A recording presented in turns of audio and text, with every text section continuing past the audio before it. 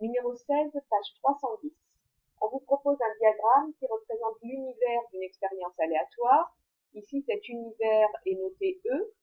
C'est notre univers oméga dans le cours. Donc ici, il est noté E. Cet univers contient tous les nombres entiers entre 1 et 10. Et on considère trois événements A, B et C. On vous demande de lister les issues qui réalisent chaque événement.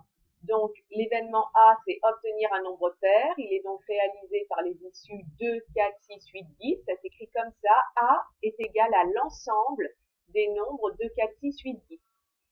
B est l'issue obtenue est supérieure ou égale à 8, donc 8, 9, 10. Et enfin C, un strictement inférieur à 3, ce sont les nombres 1 et 2. On vous demande ensuite de reproduire le diagramme et de représenter en rouge l'événement A. Donc en rouge, l'événement A, je vais le repasser ici, ce sont tous les nombres pairs. Donc on va aller chercher tous les nombres pairs. C'est pas très pratique, mais voilà. Hop, voilà l'événement A. Ensuite, en vert, l'événement B. Alors attendez, il faut que je prenne le vert.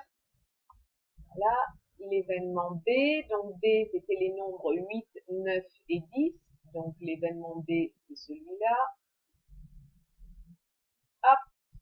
Et enfin, on vous demandait de représenter en noir l'événement C. Donc C, c'était les nombres 1 et 2. Voilà. Donc là, vous avez une vision plus claire des ensembles, puisqu'ils sont colorés. Et à partir de là, on va vous demander de donner des complémentaires, des intersections, etc. Donc première question du petit c, listez la liste des issues qui réalisent chaque événement proposé. Donc le premier c'est A bar. Vous vous souvenez que A bar, cela veut dire le complémentaire de A dans l'ensemble E, le contraire de A. Donc toutes les issues qui ne sont pas dans A.